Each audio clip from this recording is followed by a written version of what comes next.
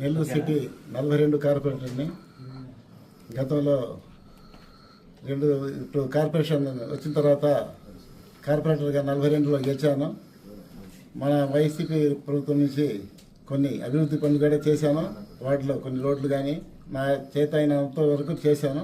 కానీ ప్రభుత్వం పోయిన తర్వాత ప్రతి పని అన్నీ ఆగిపోయినాయి. కాబట్టి అభివృద్ధి కావాలంటే మన నారాయణ సార్ గారు నెల్లూరు సిటీ ఆయన కార్పొరేషన్ ఇన్ఛార్జ్ కాబట్టి ఆయన ఆర్గనైజేషన్లో ఆయన ఆశీర్వాదాలతో మేము మా వార్డుని కానీ అదేవిధంగా 42, 43 మన టౌన్ కానీ అభివృద్ధి చేసుకోవాలని చెప్పి దీంట్లో టీడీపీలో రావడం జరిగింది.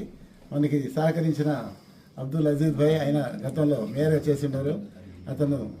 అతని సహకారంతో మేము ఇక్కడ వచ్చి ఆయన ఆర్గనైజేషన్లు పెంచేదానికి మేము సిద్ధంగా ఉన్నామని చెప్పి తెలియజేస్తాం. సో ఎలక్షన్లో రేపు మీరు ఎట్లా చేయబోతున్నారంటే విప్ ఉంటుంది కదా, మీరు ఎట్లా మేయర్ పైన విశ్వాసం ఉంది. అందరూ రెడ్డి కార్పొరేటర్లు అందరూ పైన కూడా వాళ్ళు వేస్తున్నారు.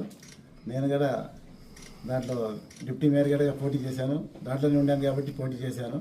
కానీ మన ఏరియా డెవలప్ చేసుకోవాలంటే ప్రభుత్వం టీడీపీ కాబట్టి మనం ఎంత దూరాన్ని చేసుకుంటాం కాబట్టి మనం దీంట్లో రావడం జరుగుతుంది. సార్ కొంతమంది ఇటీవల జగన్ సమక్షంలోకి వెళ్ళి వేసుకున్నారు. ఏం జరుగుతుంది అక్కడ వైసీపీలో? మీకు కూడా ఏమన్నా అంటే కేవలం అభివృద్ధిని చూసి రొటీన్ కాదు, మామూలుగా అందరూ వాళ్ళ విషయం వాళ్ళు చెప్తారు. గతం ఇంకా 3 సంవత్సరాల్లో ఉండేది ప్రభుత్వం, మళ్ళీ మనం వస్తామని చెప్పి వాళ్ళు చెప్తున్నారు.